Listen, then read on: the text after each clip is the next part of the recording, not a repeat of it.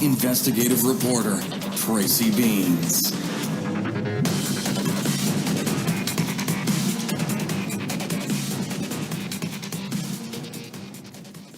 Good afternoon, everyone. Welcome to the Tuesday edition of UncoverDC with Tracy Beanz here on WSMN 1590 AM, WSMN 95.3 FM, streamed live on Twitter, YouTube, Periscope, that's Twitter, Cloud Hub, and WriteAmericaMedia.com, along with DLive and Facebook. You can find us literally anywhere on social media.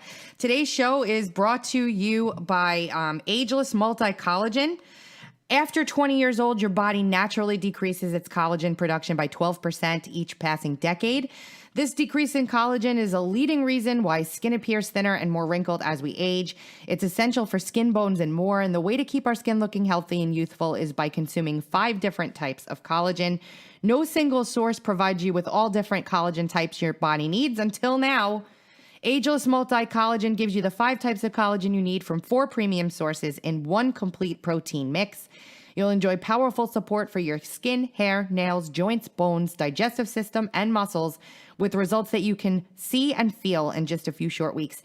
I'm absolutely on board with this product. I use it every single day. I put it in my coffee. There's no taste to it. I drink it in the morning. It is absolutely fantastic. My hair is like elastic again. My skin is clear. It feels great. I'm telling you. Don't miss this stuff. And it's non-GMO, 0 artificial colors, flavors, preservatives, sweeteners, gluten, or antibiotics in it. Get your own bag of Ageless Multi-Collagen for 51% off plus free shipping by going to healthwithbeans.com or by clicking the link in the video description box below if you are on YouTube. So thank you so much to Ageless Collagen for supporting the show. We have a lot to talk about today. I had the privilege and pleasure of interviewing Scott Pryor of Pryor Entertainment. He is the creator and co-director of Tulsa. It's a movie that I saw the trailer to because I'm good friends with someone who works on the high level on the production. They're independent, faith-based films, but not like in your face. It's pretty. Let me tell you something. This movie changed me. I've been sharing trailers all weekend because I love it. He actually also played Tommy Colston in the film. He's the lead actor. So just a great interview with this gentleman from, we'll start at second half of the show. Please stick around for it. It's a really interesting interview. And outside of that, there's a whole bunch of other stuff going on as well. So we're going to hit that stuff 1, 2, 3 now.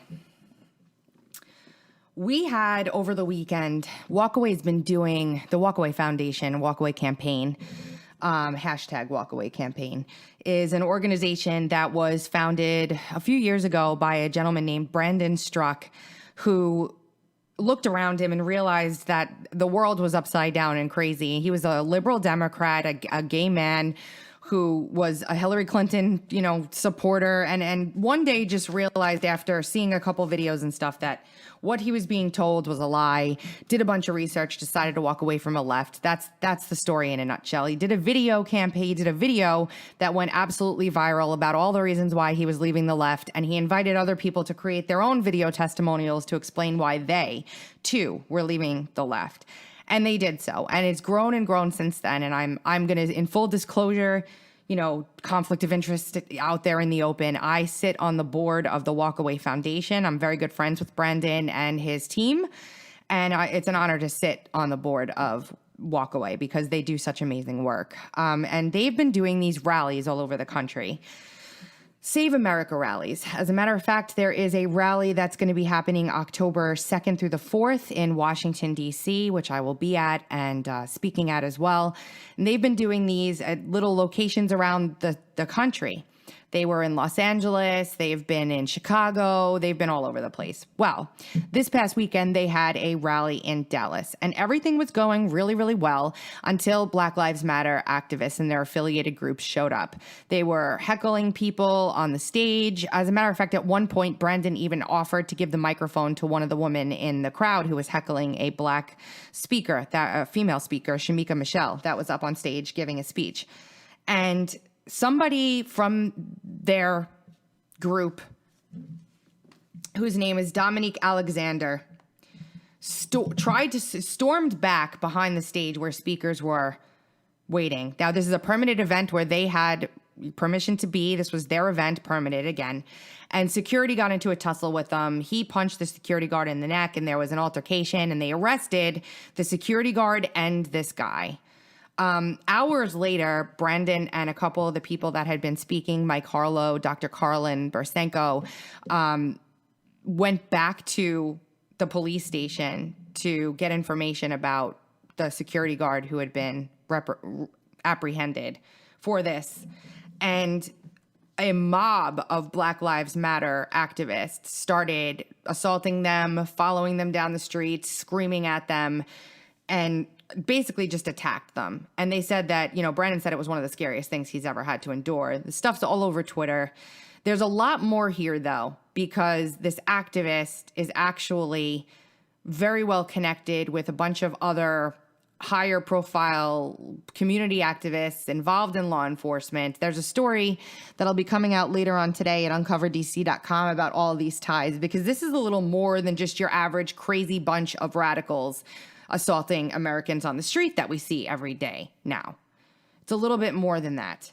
So these guys were all following them, and there was a journalist that was recording all of this and refused to release the footage, and then finally released some more footage, and you can clearly see what's going on here. And so I knew from this guy saying, call Chief Wall, get her on the, he's in with the cops down there. And so follow the money. There's a lot more going on in Dallas. Make sure you stay tuned later on to that story. And I'm looking around at what's going on in this country, and I'm seeing the absolute desperation of some of these people. And it's really making me sick. There's nothing left. They have nothing left to lose. And, even just the media, by the way, like looking at this Atlantic story that everyone's been talking about. The Fox News reporter that came out and said she confirmed the Atlantic story, now they're walking it back and saying, no, not the part where President Trump called fallen U.S. soldiers losers and suckers. We didn't confirm that part. Fox is now saying that President Trump actually called living generals losers and babies. So they changed the narrative.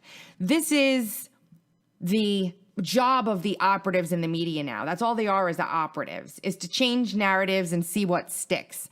They're lying to people, flat out lying. And thankfully, so many people realize it. They're not able to get away with it anymore. They're really not. And it's a plus. I revel in the fact that they're unable to get rid of to get this over on the American people. I revel in the fact that I'm watching boat parades in California with millions or thousands of boats in the water in California. Thousands. There is a soldier that is disfigured, and they're using his image to do advertising on what Trump allegedly said. And he's here pleading with them on video not to use his image anymore. There's things changing. And it's a beautiful thing to see. Switching gears real quick, there's also been an update in the case of General Flynn. So on Friday, they updated the docket and they filed a motion to expedite, where Judge Gleason, who is the amicus curiae, General Flynn's counsel, Sidney Powell, and General Flynn and the DOJ all filed a motion with the court that asked Judge Sullivan to, not wait until the 21st for briefings and motions and all of that noise. We've all come to an agreement, it says, that let's get this started now. Let's get these brief, there's no sir replies needed. We're pretty much done here. Let's just get this case on with it. Right? Let's move forth with dispatch, as the appeals court asked. So the judge accepted the motion and took one of the hearing dates, September 29th, and made a date of September 11th for them to file whatever briefs they're going to file in the case. Then yesterday, on a Sunday, on a holiday weekend, he filed an order that asked for 3 copies of whatever they're going to be presenting with labels and all kinds of different stuff.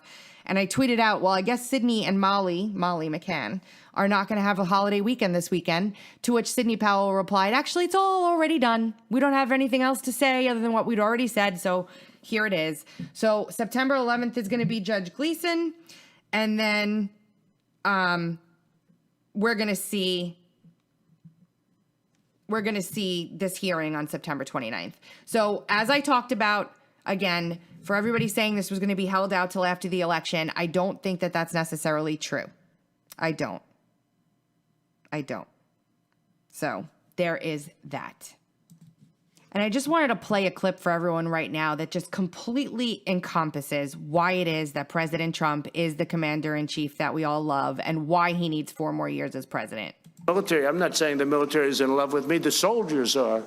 The top people in the Pentagon probably aren't, because they want to do nothing but fight wars so that all of those wonderful companies that make the bombs and make the planes and make everything else stay happy. But we're getting out of the endless wars. You know how we're doing. Military, I'm not saying the military. And there you go. There you go. Right there. The military-industrial complex and everything else summed up in a nutshell, and why they want us out. Why they want us all out. The unelected bureaucrats of the world. I don't know if you guys remember the Eisenhower military-industrial complex speech that he gave about that way back in the day. But people all over Twitter are freaking out that President Trump said that the, they're war profiteers, the generals or the people in the Pentagon, etc. Hello, we've got like unelected bureaucrats coming out in public and saying they're going to attempt a coup on the president. What war do you think we're fighting here? What war? It's insanity. It truly is. We're in unprecedented times right now in this country. We really are. There are things in public and in the light that we never thought we would see any other time in history. And it's right in front of us. They have completely ripped off the mask. They are naked in the town square, something I thought I'd never say that we'd be seeing. And it's disgusting as you'd imagine. At the same time as he's going after the military-industrial complex, he's also going after Big Pharma. Trump says Democrats are endangering lives by questioning his coronavirus vaccine. Biden and Harris are now railing out against vaccines. If there were ever a perfect way to get the American public to stop injecting themselves with vaccine after vaccine after vaccine and take on Big Pharma, this is it. Breitbart's coming out with an article, Google and Twitter Insider, algorithms could censor the entire Trump movement simultaneously. An upcoming bombshell book from Breitbart News investigative reporter Alum Bakari shows interviews with a source that has worked at both Google and Twitter who exposes how AI algorithms used by big tech platforms are being trained to target conservatives. It's available for pre-order now. It's called #deleted. Big tech's battle to erase the Trump movement and steal the election. They're not going to steal the election. Get out in person on election day and vote. End of story. But I've been talking about how there's the Google antitrust lawsuit coming up, and also there is Facebook changing all of their rules and groups and posts and everything to make themselves a publisher and not a platform anymore. It is happening. It's happening. Rather than be fair, they would much rather be a platform, a publisher, and remove that. They're going to dissipate. Facebook will probably not even exist. Kimberly Strassel talking in a few months.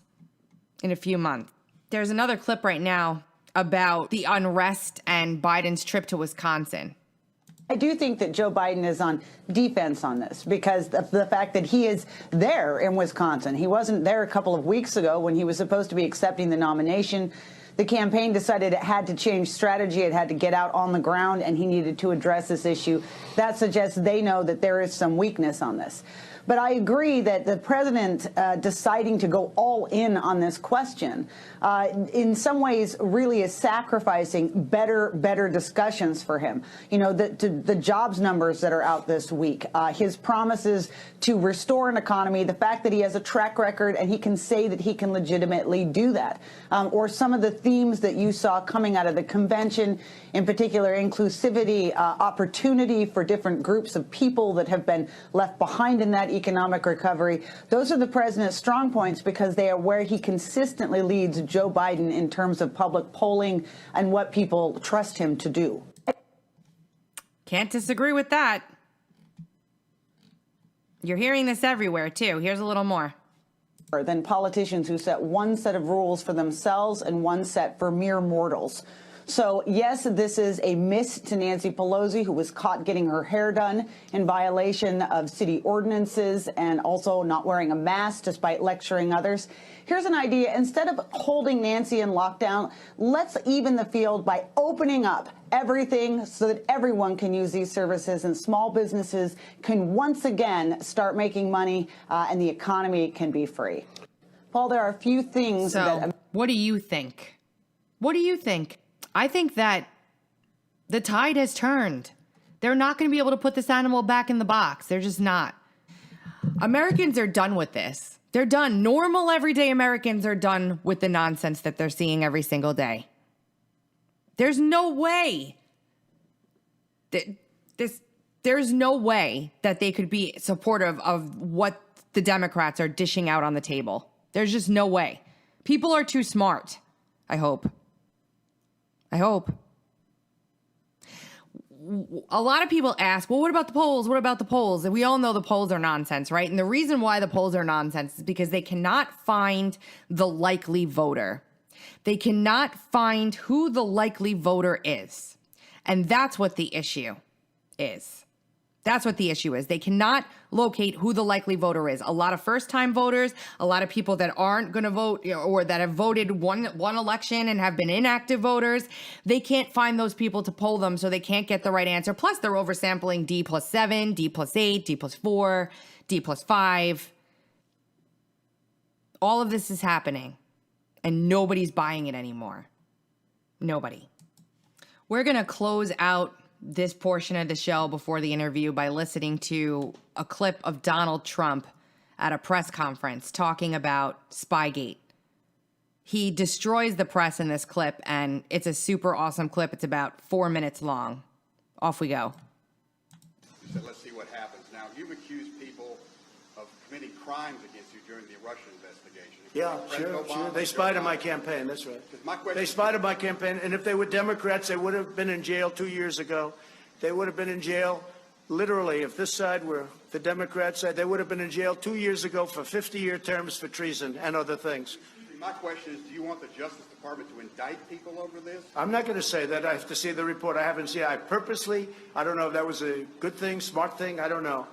But nobody can complain about it. I have every right to have been very much involved, and maybe someday I'll get involved in it. They spied on my campaign, and that includes Biden and Obama. They spied on my campaign trying to defeat me. They wrote up a fake dossier that has proven to be totally fake, written by Christopher Steele, paid for by Hillary Clinton and the Democrats, and they used that illegally in the FISA courts. If we did what they did, you would have many people in jail right now, and you have, other than the one agent that admitted his guilt, that he forged documents, we don't have that yet. But the report hasn't been issued yet. Let's see what happens. But let me just say something. President Obama and Biden, Sleepy Joe, he knew everything that was happening. They were spying on my campaign, and they got caught. Now let's see what happens. But if this were the opposite way, people would have been jailed. They would have been in jail already for a period of at least, it would have started 2 years ago, and it would have been for 50 years for treason, because you can't do that. That's never, and nothing like that's ever happened before. Then they created, at tremendous expense, the money they paid is tremendous. I'm sure you know the money that was paid, millions of dollars. They created a fake dossier, proven to be now fake everywhere, and they used it in the FISA courts. That's a crime. So far, I haven't seen anybody.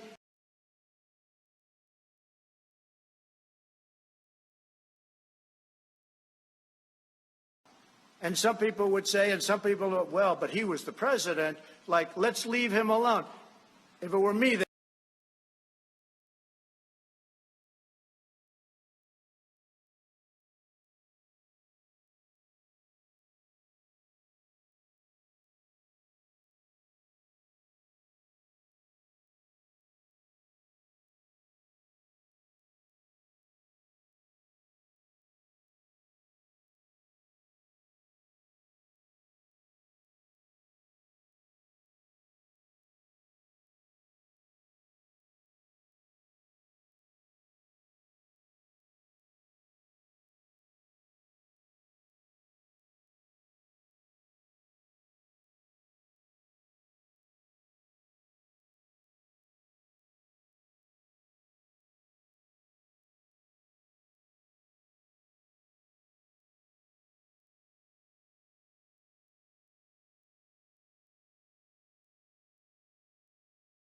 at Carolyn Maloney, whose race should be redone because she won that race totally unfairly to her opponent. Her opponent did very well against her.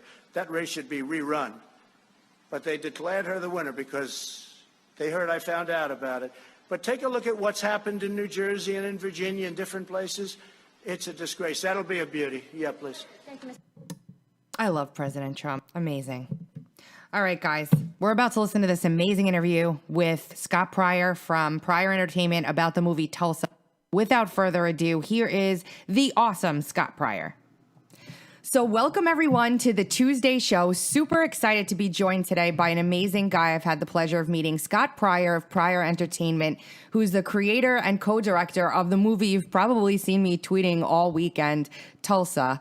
And he also actually played Tommy Colston, who's the lead character in the film. Thanks for joining me today, Scott. Thank you so much, Tracy, for having me on your show. It's an honor. I really appreciate you sharing your platform and raising awareness about Tulsa and what we're doing. So this movie, we're going to talk about it, not too many spoilers, but we're going to talk about it in depth. But this movie really struck me. It made me feel stuff that I haven't felt in a really long time. Before we get to that, though, I want to know, because there's very few successful independent filmmaking teams or companies anymore. Why did you guys start Pryor, and when did you start it? Sure. So we started Pryor Entertainment back around 2013. Originally, we called ourselves Fortress Films, but we actually changed it just because, through advice as we grew and got bigger, just some advice. So we started Pryor Entertainment in 2013. The why behind it was we really wanted to bring high impact films and content to people that are family friendly, yet inspiring, relevant, and entertaining at the same time. And so we wanted to tell our own stories. And of course, my day job is a trial lawyer, so I have my own firm, Scott Pryor Law. And so what I was seeing in my law practice is, of course, I'm dealing with humanity at all different levels, and what I do in law is I do very serious catastrophic injury and death cases. So, semi truck runs over and kills a family or that sort of thing. Very serious cases. And so when I'm sitting at the table with families and they're just pouring their hearts out to me, just taking that real life and the pain that they're going through, and obviously presenting that to a judge, presenting that to a jury, kind of the core, the root of who these people are, and they're people. They're not just claim numbers. They're not just another case. They've just their life changed in a major way all of a sudden. And so my love of storytelling and with the jury and the judge and representing and fighting for my clients, which is hugely important. We wanted to bring that on screen. And so that was, that's a transition because a lot of people don't understand. They think it's mutually exclusive, but it's actually not. Being a trial lawyer really keeps me connected to fundamental issues of what people are going through day in and day out. So that's kind of our reasoning. We just wanted to tell stories that were family friendly, but again, relevant. What are the relevant topics? What are people struggling with? What are they fighting with nowadays? And how can we help them? How can we be of service? And entertaining at the same time. Nobody wants to be hit over the head or, preached at or lectured by any means in a film, but we just want to help people. That's our big why, is just helping people. And that everything's a remake nowadays. Like, it's a remake after remake. They can't come up with an original idea. I have a lot of friends who used to be in Hollywood and made the transition over to independent because they can't take that grossness of Hollywood anymore, and there's no creativity allowed. Yeah, I agree. I sat in on a seminar a number of years ago by Hollywood execs and former and some that were still sitting, and they said, you're going to see a ton of prequels and remakes and all this, and they said they're struggling with original stories and that sort of stuff, and that's where I believe we have a strength. Pryor Entertainment does, because this is our third film. Tulsa is our third film. The film before that was BLACKBEAR, one word. It's on Amazon and other VOD platforms, and then our first film was called The List, and the feedback that we get from people is, wow, that was a powerful story. That was that was a phenomenal story. It really impacted me. And so after our first film, which won most inspirational film, and all of our films have been nominated and won awards. And I'm not saying that to brag, but we've got a team who works very, very hard. As independent filmmakers, you have very limited resources, and so you have to really rely on creativity and people who have a passion to come to these projects. Obviously, we run Pryor Entertainment as a business, but our why is to help people, but we have to attract people who are really passionate and really good at what they do. Because I don't want to throw just junk on the screen or to make a movie. I want excellence, and that's what we fight for. And you did it. I haven't seen your first two films yet, but I will in short order. And because this movie Tulsa that you guys made is just so well done. The scenes are so beautiful, and so everything kind of wove together. You can tell it doesn't. You'd never know that this wasn't like some big Hollywood film the way it's shot and filmed. And I think that we have a mutual friend in David who came to me with this, and I was like, wow, this is just amazing. Tell us the story of Tulsa. And then I do want to talk about your first two as well, because they've got interesting backgrounds to them too. But sure. Yeah. Tell us about Tulsa. Absolutely. Well, Tulsa is a long lost daddy-daughter love story. So Tommy Colson, who's the main character that I had the privilege to play, Tommy Colson is a Marine, and of course I was in the Marine Corps myself. He's got PTSD. He's got he's stuck in life. He's in a rut, and he can't get out. He's had serious tragedy outside of the Marine Corps, and outside of his PTSD, he's gone through very serious tragedy. And he just doesn't know what to do. He doesn't know where to turn. So he's turned, of course, to alcohol and prescription drugs and that sort of stuff. And he just doesn't know what to do. So he's actually at the point of just barely hanging on to life. And then he gets a call from one of his friends saying, "Hey, I have your daughter." So that's kind of how the movie begins. And certainly he's not ready to be a father. He doesn't feel he's fit to be a father, doesn't want to be a father. And his friend convinces him just to meet this little ball of sunshine and vigor named Tulsa. She is a force to be reckoned with, and so she enters his life. And so then they were just, there's a lot of friction in the beginning, which of course leads to a lot of humor, and so then what ends up happening is, of course, they start fighting for each other as the movie progresses, and it is a very powerful story. We worked very, very hard. We did draft after draft and outline after outline, and worked just every scene, every character, the character arcs. Just really, really, we wanted to tell a powerful story. And so that was exciting. So that's pretty much, there's different ways that the movie goes. I never want predictability if I can in our scripts, because typically I can usually guess where a movie's going, and I always want kind of a surprise, or I don't want it to be predictable. So I won't spoil anything for you, but that's the setup for Tulsa. It's funny because my husband and I watched it together, and each of us had an inkling about where things were going, and we were both wrong on our things, but it was crazy. It was really good. It was a real, and I got to tell the story really quick. We were watching, and 10 minutes before the end of the movie, my dog had to go out. So we had to stop the movie, take the dog out, and then start it up again. If I didn't do that, I don't know if I would be here today. I would be a mess on the floor, crumpled up. You know what I'm talking about. Yeah. That little break was so crucial for my son. It was so powerful. It was just, first of all, trailers for movies, in my experience as just a consumer, never do an accurate job of portraying what the movie's about. It's like the best scene in the movie and that's it. This trailer that I've been sharing, and all of the ones you've put together, they do such a great job of summarizing the movie. How do you guys make those decisions? I've always wondered, to put what and where and how. Sure, and honestly, it's not easy. Trailers are you have to have really good movie poster art, and you have to have great trailers, because without those two things, you're not going to get anyone to watch your film. So trailers are tough, because you don't want to give the movie away, but you have to give enough of the story to make people want to come and see it. So what we did in this particular case is, and again, I've got a great creative team, that surrounds us, and we worked on multiple projects together. And so I actually had a good friend of mine, Josh Jameson, who actually encouraged me to do my own films years ago from the start. So I actually had him make a trailer independently of my co-director and her husband. So those two actually made independent trailers.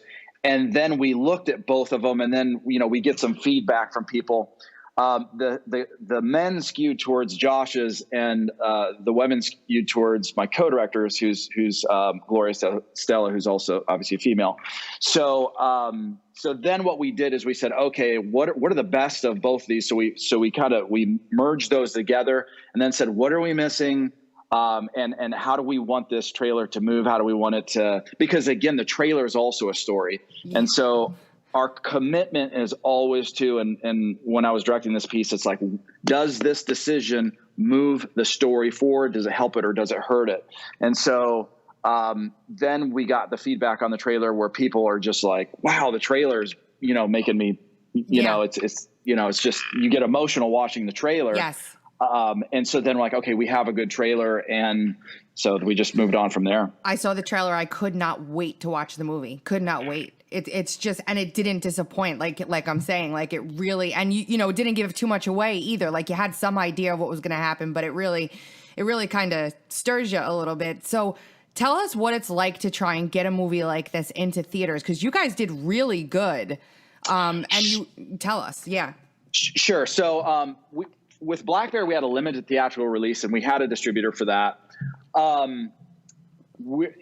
Pryor Entertainment, we are definitely risk takers, and we are big risk takers, and so that's paid off.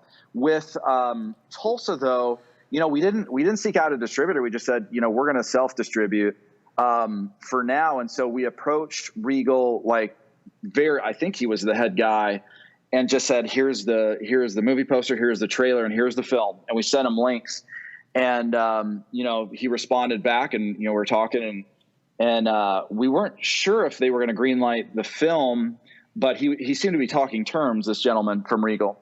So then I said, I'm going to ask you a dumb question. I said, do you guys want this film? And he said, oh yes, absolutely. He's like, how many theaters do you want? And I'm like, how many do you have? Because so many theaters have been closed. And then we knew we'd have two major challenges in releasing this in theaters right away. Number one, people do not know that theaters are open. As a matter of fact, people still don't know theaters are open. Yep. Number two is the COVID. So you have limited seating capacity, and then you have people who do not want to go out to the theaters. So we knew those were two major hurdles. But the flip side is, if our mission is to help people, right now is such a key time, because people are anxious and they're depressed and they've been stuck indoors, and you've got COVID and all the uncertainty with that. You've got all the political unrest. You have an election year. So I said, this is what people need right now. So it's a risk. So, if we don't get as many views as we want, well, because we know that the film can change lives, and we know that the film can serve people. And we've definitely got that feedback from people who've gone out and watched it. So I don't regret. I think we probably could have had a stronger run. Now it is still in theaters now. Yep. And it's important that people go to theaters and see it, because the stronger of a theatrical run you have, the longer it can stay in theaters. And also it opens more videos down the road for other ways to show the film. So we knew that we knew it was a big risk, but again, we wanted to help people where they're at now, and we certainly have. And, so we're excited about, where it's at. There was not one obscenity in this entire movie, I don't think, was there? No, we try. So, one of the things we want to do is we want to have content that is family friendly. I want to be able to take my family to a theater, my kids to the theater, and sit down. I don't want some hidden agenda. I don't want, I want a clean film, because sometimes, I'm sitting here going, seriously, this was supposed to be a better rating, and I just don't want to expose my kids to to certain things that are out there. Yep. So we made we consciously keep the films clean in terms of sexual stuff and obscenities, that sort of thing. Now we certainly cover topics that are tough topics, but we try to do so in a way that artistically in that, but we want to keep them clean so that the whole family can come and enjoy the film together. Because I know as a parent, as a father, I just don't want all that bunch of exposure to my kids. So this way we open it up to the whole family. Yeah, and it was a faith-based film, right? So tell us a little bit about that, because it's there. It's a very strong message, but it's so well done. Sure. And thank you. So yes, it is. So our movies certainly touch on faith. The List, which is our first one, and Tulsa are very, very strong faith-based. And then BLACKBEAR is what I would term more of a parable. So it's a story. The faith is always the underpinning, but with our films, we really don't want to sit the audience down like they're, and just preach to them, because I think it's off-putting. So we want to tell a creative story, and we feel that faith is such an important part of everybody's life.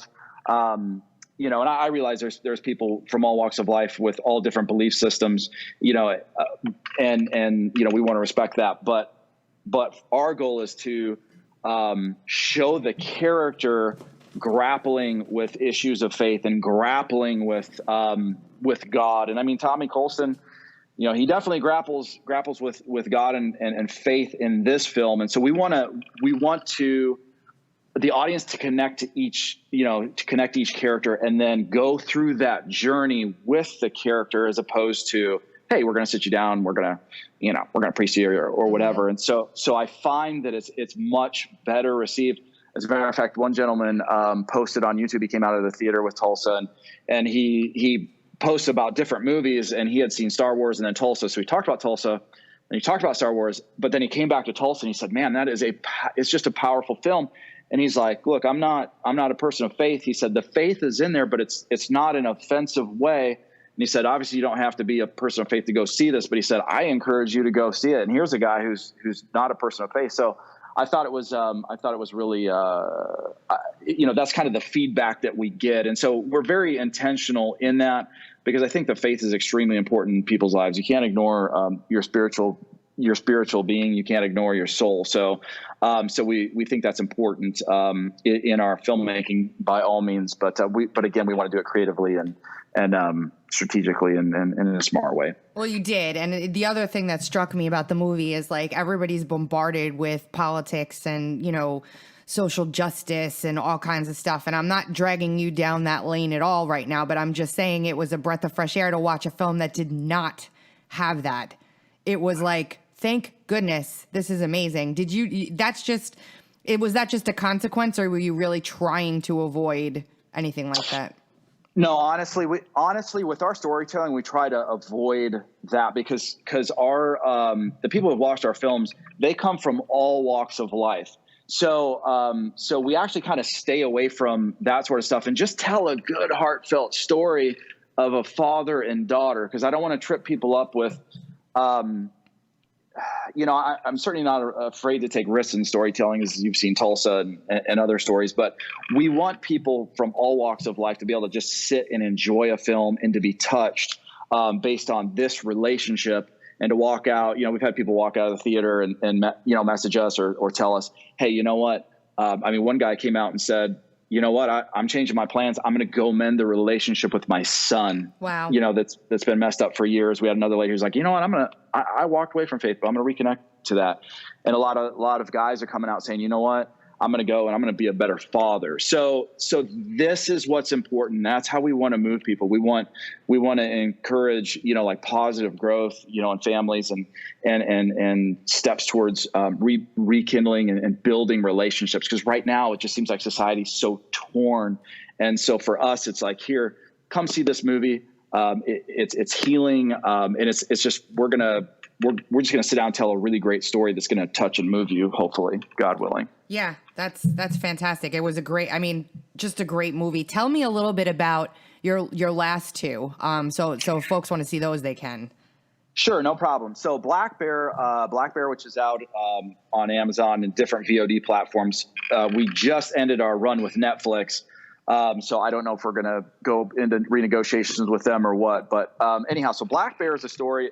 You'll see a theme. It's a Marine. So there's two Marines, and they're in Afghanistan. And they're snipers, and they come home. They were actually captured. They escape, and they come back home. And the one Marine, his name is Cowboy. That's his nickname, Cowboy. Cowboy, when they were being tortured, he came down with some really, really awful stuff, some experimental drugs and that sort of stuff. And so he is very sick. And his best friend Bear, Cody BLACKBEAR, which is one of the main characters, Bear comes back from Afghanistan as well, and he decides, he's got ties with cage fighting, mixed martial arts and all that. So he decides to go back into that and fight at an underground tournament, and get with the proceeds pay for the medical treatment for Cowboy. So it's it's a story of redemption. It's a story of friendship and love, and BLACKBEAR is definitely a grittier film. It's definitely on the gritty side. So a lot of what we see is veterans who've come to the theater. Like we had an Army Ranger walk out of the theater, and he was just in tears. He's like, "You got me." He's like, "Man, you got me in that film." And so then I was at a wedding, and there was a Marine who came up to me, and he said, literally, and he was the groom. And I really didn't know him that well, but in between the wedding and the reception, he came up to me and he talked to me for a good 10 minutes. And he said, watching BLACKBEAR, it helped me process my PTSD and kind of what I came through when I came home. And he was just pouring it out. And I said, man, you made my week, just tell me that. 'Cause sometimes you do these films and, sometimes you second guess yourself. But we get a lot of people coming out and just saying, wow, that really moved me. So that's kind of to raise awareness of what veterans are going through. As what do they say? 22 suicides a day ongoing for veterans. Yeah. Our country, we are not supporting our veterans like we should. And I've got friends and all that with issues and guys that I served with. And but the interesting thing about BLACKBEAR is, and it's a cage fight film. I've had, college kids like a sweet girl who is maybe 19 who's like, I keep watching the fight scenes. And so it's interesting, the mix. I don't want to say it's just for military or anything like that. It's a wide variety of people who like the film, but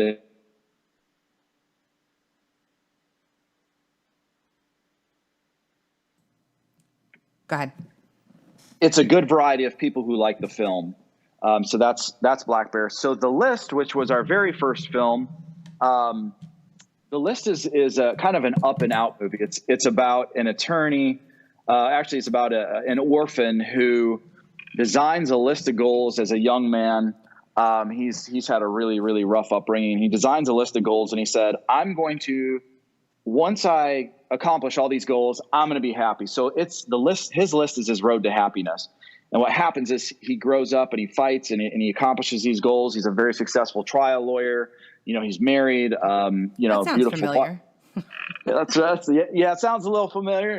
Right from your experience. So, anyhow, so he kind of has what he wants, but he's still not happy. And so then, of course, some tragedy in his life strikes. And again, I'm not gonna give away anything, but tragedy strikes, and he finds himself wrestling with God because he's always put God off. He said, I don't believe in God. This whole faith thing, it's a joke. I'm not interested in any sort of it. But he finds himself, because of this tragedy, just forced. He's facing faith and grappling with God and all that. So, and then the story goes from there. And I won't give you any spoilers or anything, but. It's a very compelling story. Again, it won most inspirational. And it was our very first film, and we got, international distribution. And the interesting thing is, I mean, we didn't have a big marketing budget. So the movie's just been out there, and it spreads by word of mouth. So last Christmas, we were visiting my mom, and we got a message on Facebook, and there was a lady, and she said, I just want to let you know, I just finished watching The List. And she was in Canada. And she said, I just finished watching The List, and I want to let you know that that movie was used to inspire me to call the suicide hotline. And so then, of course, we messaged her right back. We're like, well, what's going on? And she had lost her whole family, her husband and her children, in a horrific wreck, and just was grappling with just wanting to live. And so I'm like, no. I'm like, look, your life is important. God has a purpose for your life. And so we developed this dialogue. And honestly, it made my Christmas because she reached out to us and she said it was really watching The List. And so that, to me, is why we make the films. We make the films to help people. We got an email from a guy in the UK, and he's like, this is one of my favorite films now. I'm going to share it with all my mates.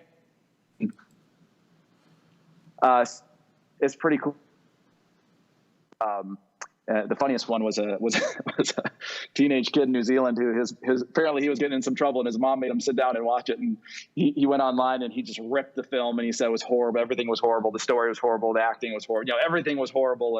And apparently his mom made him watch it. So I actually thought it was really funny. He left a real nasty review, but I thought, oh, here's some kid whose mom sits him down and she thinks, the movie's going to reform him. And so he ripped this, but I thought it was actually pretty funny. That's funny. It's crazy, the connection with the woman who reached out to you on Christmas and what you do for a living. I mean, you were probably in a very unique place to counsel her. Yeah, absolutely. Absolutely. And, we've certainly had those calls, and we actively handle those exact cases right now. Now, she was in Canada, but it was just, different legal system, but it's, and it's what we do day in and day out. So I'm used to sitting down with families of, Josh Jameson, who was originally actually got me started in because originally we were going to raise money from investors and all this stuff and make our first film. But I actually self-funded the first film, and my friend Josh was like, look, you can do this. We can shoot this, because he was a creative and he'd been in the industry. He's like, we can do this on a limited budget. So I bring him down sometimes when we will do a day in the life of video for our clients. Like, say, I represented an 18-year-old Hispanic young man who got killed by a semi-truck. And so, of course, the insurance company's fighting us, and, it's not our fault, which is clearly their fault. And so we will do a day in the life of video. So I'll bring Josh down, and we'll video, and we'll talk to the family, what did his life mean, and that sort of thing. And I remember, I interview the family members, and this is what we do day in and day out. It's never easy by any means, but we're a little more used to it. And I looked at Josh at one point during the interview, and he was behind the camera, and he is just trying to hold it together. He's got tears streaming down his face, and he walked out there. He's like, how do you do this? I said, it's what we do.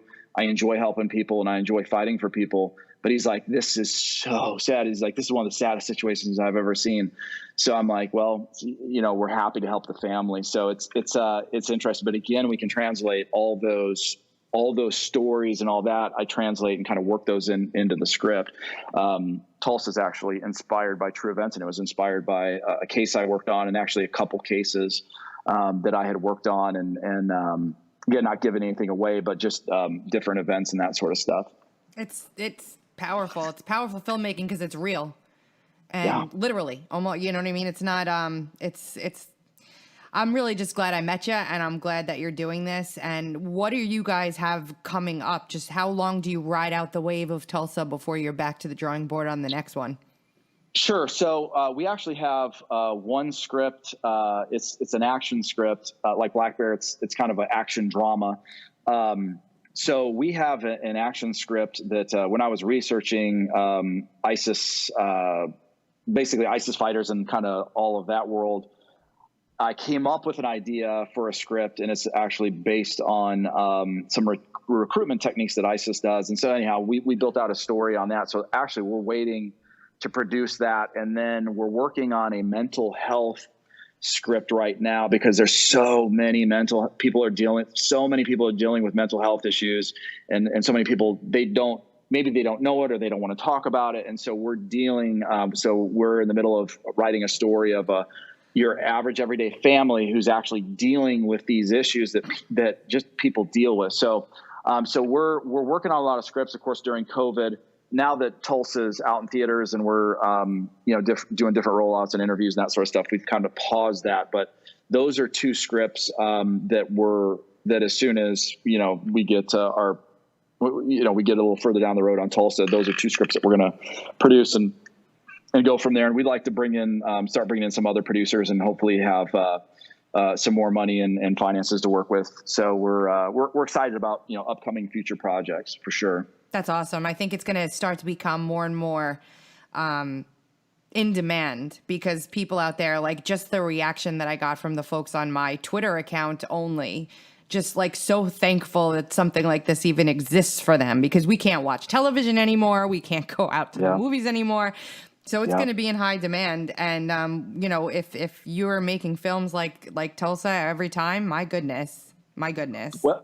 Well, that's the goal. So, we certainly appreciate the support because without the support, everybody supporting the films, I mean, they don't get made. And so, I would just encourage everybody, go to the theater, go check, you can check Fandango or call your local theaters for Tulsa. It is across the country.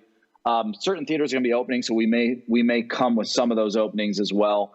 But we're just, we love helping people. And Tracy, thank you so much for having me on the show. And obviously I was introduced to you through David, and I know that you work very hard, and so I appreciate you, and I look forward to meeting you in person and continuing that.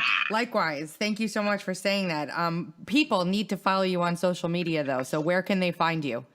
Sure. So, if you go to Pryor Entertainment, just Google us on Pryor Entertainment. That's our website, so you can see our projects. If you want to follow me personally, I promise I'll get better at social media because I'm not the best. I know the other day you're like, I would like to see if some folks can follow so they can see what we're doing. I'm like, well, you need to tell me that first before.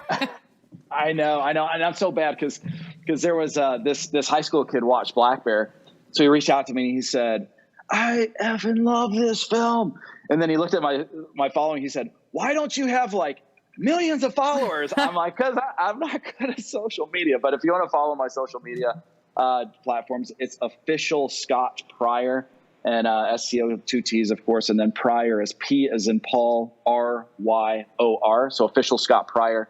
And, I'm at Instagram and Facebook, and I'm going to definitely try to get better at my social media. But we will post, our future projects. And, of course, Pryor Entertainment, our website, which, of course, when Tulsa launched, it went down. It went down. I'm like, you've got to be kidding me. So it was like for a day or 2 days, everything we pointed to Pryor, our website went down. But we've got that fixed and running. So those are great places to see us. But anyhow. Awesome. Well, thanks for joining me today. I'm sure everybody's really excited to call their theater and find this movie, find the movie, find it somewhere and go see it. I'm telling you, because we forgot how to feel, and it's a really beautiful film that teaches you how to feel again.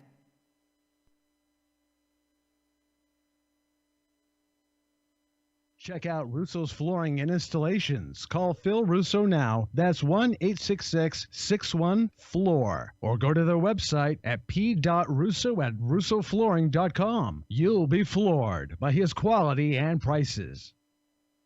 The coronavirus has affected the African American community in many ways, including a drastic drop in blood donations.